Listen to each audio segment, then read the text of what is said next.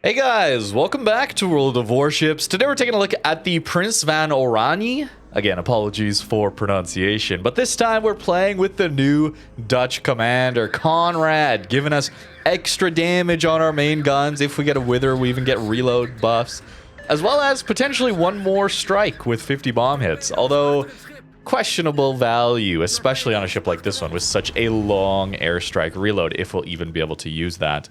But Wither, that's doable. And this ship I love. I actually really prefer Prins van Oranje over Howden Liu just because it's more gun focused. I think the airstrikes are pretty bad for the game. This is not World of War planes. This is World of War ships. And I think the best part about this game is the surface ship gun combat, as well as torp boats. Like, it's not like torps are bad in and of themselves. Like gunboat, torp boat, DDs, all of that. Really, really in favor. It's the planes, it's the submarines. Those things don't fit in my opinion. But that's a rant for another day. This ship being more gun focused is definitely the reason that I'll enjoy it so much. These guns are actually really, really powerful. This ship gets 234 millimeter guns that are very accurate relative to Howden, which has kind of the battle cruiser dispersion, where Prince gets cruiser dispersion with 12 guns. You get more density there, you get more consistency out of it just because you have 12 guns instead of 9, and you get better dispersion. These HE shells pack an insane punch too. They do 3,200 alpha damage, as well as pen 39 millimeters. So we get some really nice pen there, allowing us to get through even some American battleships with their 38 millimeter plating. Really, really solid. The AP has really, really good pen on it as well. Good alpha damage. The guns on the ship are absolutely awesome. These airstrikes are worse though, but I like that. I'm glad that they're harder to lead. They have like a 17.5 second lead time. It's easier to dodge these. It's not like they drop on your ship rather quickly. They also don't reload nearly as fast. They have a 160 second reload on them versus the base reload of Howden's 100 seconds. Or Utrecht with a base reload of 45, which then you can buff even further, as we saw in the Howden video. Definitely go check that out if you want to see an extreme example of what this new Conrad commander can do. I procced every buff with Conrad in the first like 8 minutes with Howden. So wild stuff. We're actually going to proc most of Conrad here in this game as well with Prins van Oranje. Don't discount these bombs though. The extra range is really nice for times where you get such bad maps for cruisers, such as Sea Cap on this one. So it allows us to even get some damage in here. They do extra pen damage and have higher alpha damage as well. So 46 millimeters of pen means all full pens on that bongo.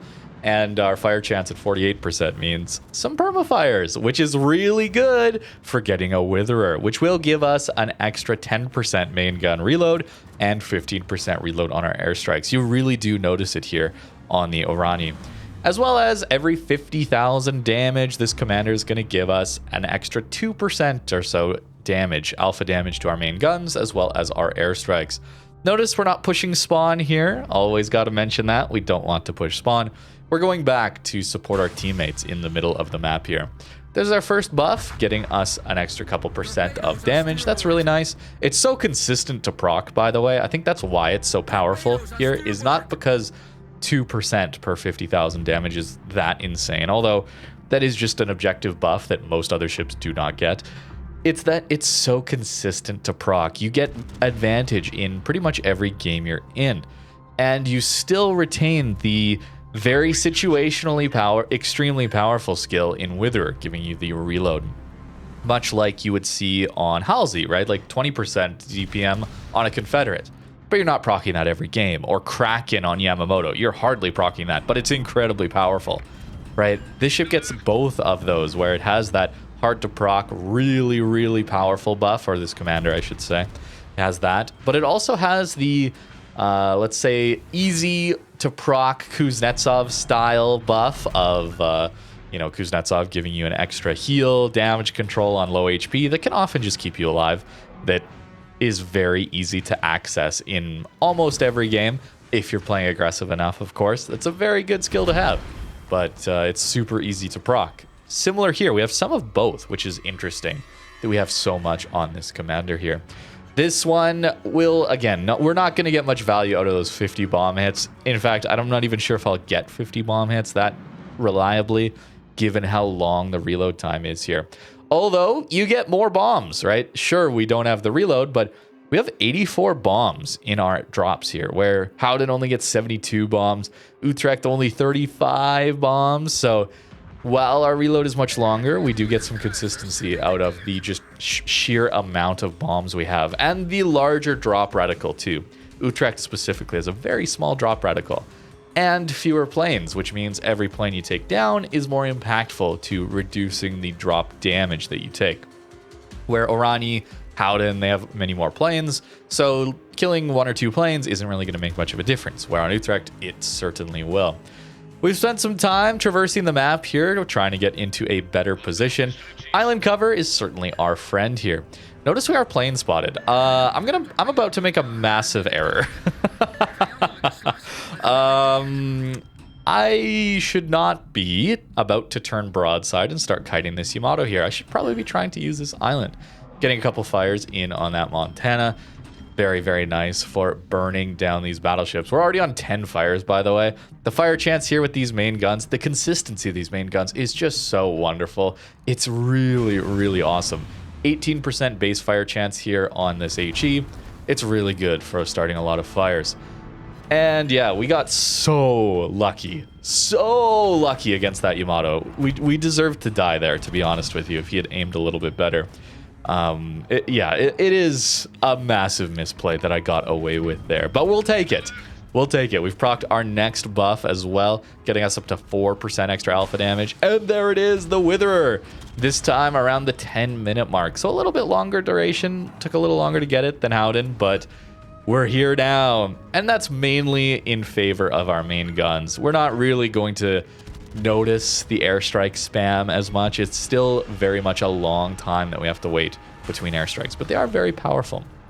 And just like that, there is our 150,000 damage. So we have 6% extra alpha damage now, 10% reload on our main guns, and 15% reload on our airstrikes. That is a lot.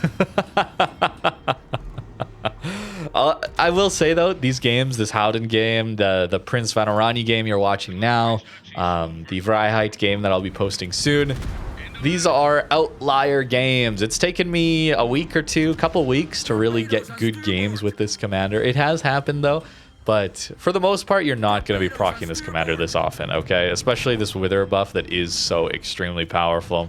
He's certainly a commander worth getting though, but he's not the all-powerful, overpowered commander, I don't think. He is very strong though, and if you do activate everything, it does feel a little busted. Perhaps that's more down to these ships and these airstrikes feeling busted though. I think that's where it is at for me personally, is maybe not the commander being so busted, it's just he's buffing the elements of the ship that are the most frustrating. Certainly with Howden, Legmod, and upcoming soon-to-be Utrecht released for everyone to grind out. Notice Petro was able to dodge our incoming strike there. That's the benefit here, I think, as well. It's a little more fair to fight against a drop that takes so long to come through. You see the approach angle of the drop and you have time to get out of the way. I think that's a lot better. And it's not coming nearly as often, right? We're not actually sending out these drops nearly as often as that Legmod Howden did, even with this extra proc with the Witherer here. And our main gun's actually not full penning very often on Petro. 39 mil pen, not quite enough to get through Petro's 40 millimeters of armor. If it did, oh, it'd be even better right now. We're gonna turn in though. It is time, I think. Our Vermont is probably gonna go down, but we want to make the most out of his support on that side of the map and hopefully help our daring as well. We need to keep our DDs alive if we can. Very, very important to maintain that DD advantage. Big amount of damage in on Montana. This HE, a lot of full pens because of that extra 39 millimeters of pen we have over even like Utrecht with its 32 millimeters of pen. It's quite noticeable when you're able to pen Montanas and their 38 millimeters of armor. Rhode Island as well, giving us an opportunity to show off that extra HE pen and hopefully land us a few fires. Fortunately, our guys do finish off that Petro, so we don't got to worry about that in the middle of the map. Vermont does go down, but definitely made some good plays for us. And really, I'm just worried about Bungo at the moment. The crossfire there could be a little spooky. He has shown that at longer ranges, willing to take some shots at us. There is that 30 millimeters of overmatch. Sorry, 30 millimeters is the key here with Oranje. It is the same hull as Howden. So everything we've talked about with Howden and its weakness to overmatch there, it is the same here with Prins van Oranje.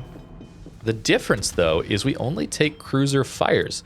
So we still have cruiser dispersion, we take cruiser fire duration, but our heal is a full 80-second cooldown. We don't have those really nice 40-second heal cooldowns.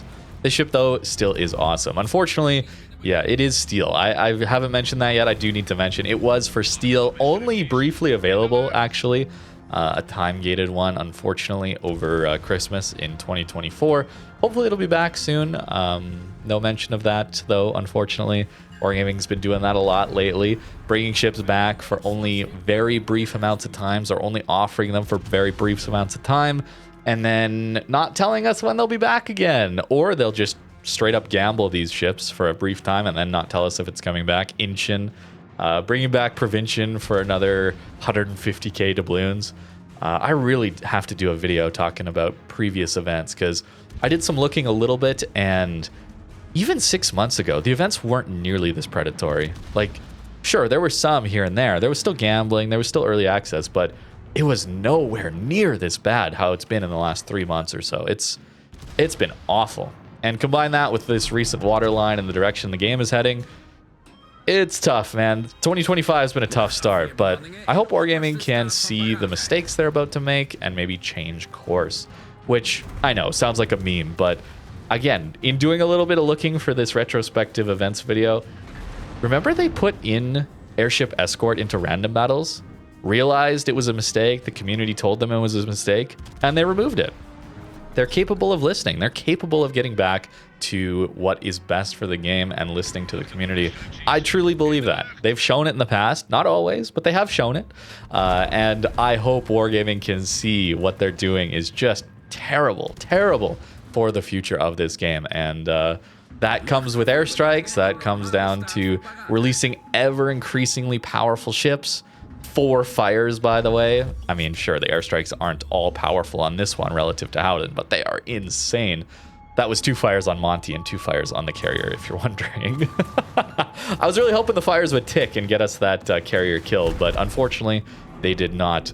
But now we have all 3 fire points on this Monty, who is running fire prevention, by the way.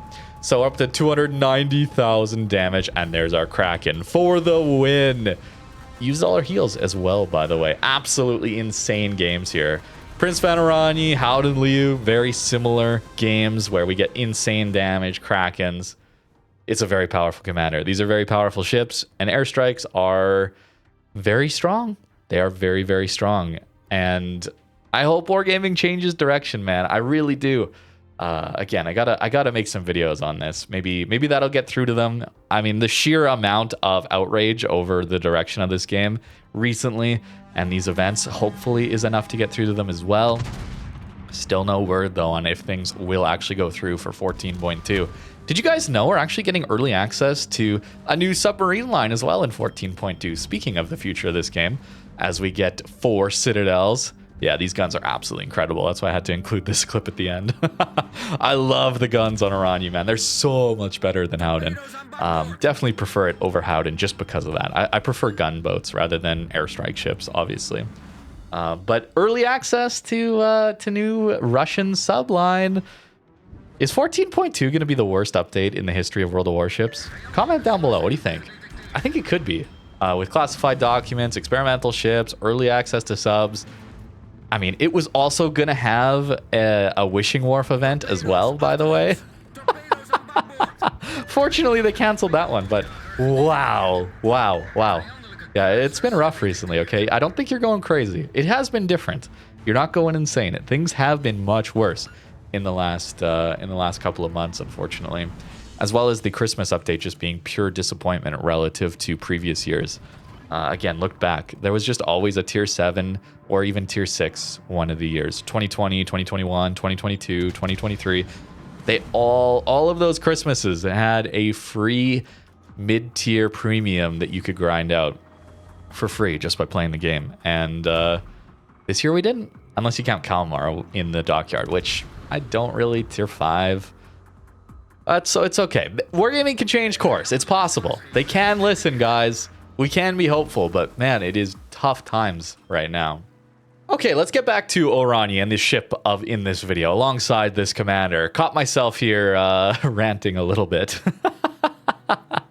Gotta save that for dedicated videos, all right? Not bury it at the end of one of these and probably not have Wargaming listen to it.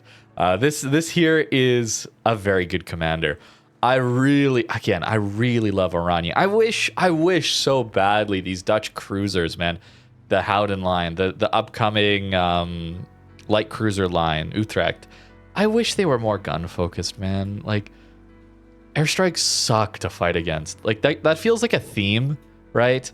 We're getting Russian subs soon. We're getting the Dutch light cruisers. We got the Pan American battleships.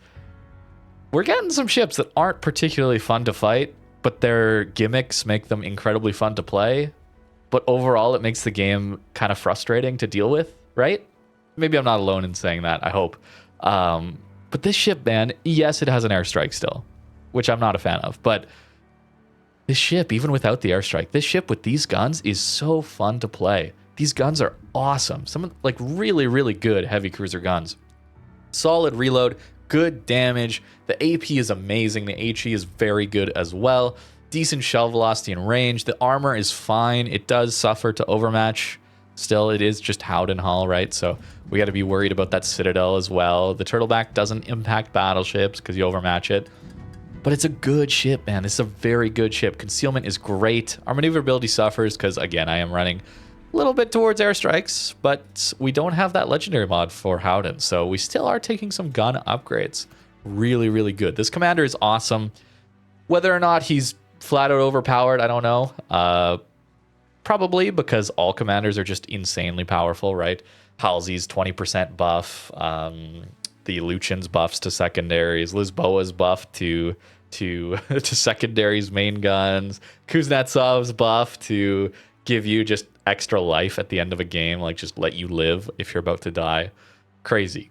All these commanders are crazy. I came into this commander, this update, thinking this commander was going to be busted because of this skill in particular. 50 bomb hits, giving you an extra charge on your airstrike. And while playing, I've noticed that this is not really all that impactful. Personally, that's just how I think. You feel free to disagree. Just personally, that's kind of my opinion on it. I think this one here being just so consistent is the power, as well as when you get a Witherer. This is a big buff. It's not a 20% from Halsey Confederate, but still 10% main gun, 15% airstrike goes a little bit crazy, especially on some of these faster reloading ones. Vryheit, that one's coming, guys. 21-second Vryheit. It's also pretty good on Tromp. I should make a Tromp video. Definitely should make a Tromp video. That ship is hilarious. Bit of a gremlin as well with this commander. Very, very funny to use. Maybe not the most fun to play against, though. Isn't that a bit of a theme these days? Anyways, that is going to do it for today's video on the Prince and this new commander, Conrad. Absolutely incredible ship with a very, very good commander. Thank you very much for watching and have a great rest of your day.